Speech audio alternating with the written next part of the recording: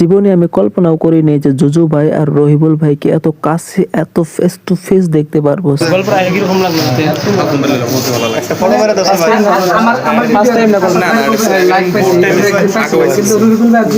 মানে গল্পার tennis sport বাজারে নতুন একটা মোবাইলের দোকান ওপেনিং করা হলো, সেই জন্য জুজু আর রহিবুলকে ইনভাইট করছিল।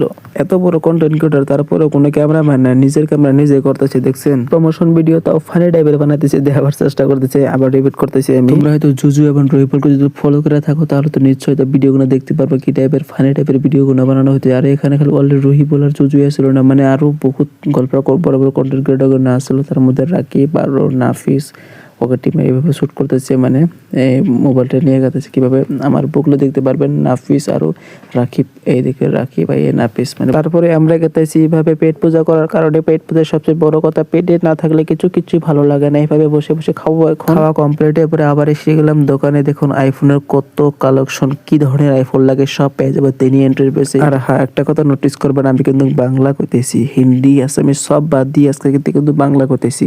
তো আপনারা বাংলা আমাকে সাপোর্ট করো, কারণ বাংলা কো এখন থেকে পুরো ফাইলা দিব বাংলা দিয়ে একদম।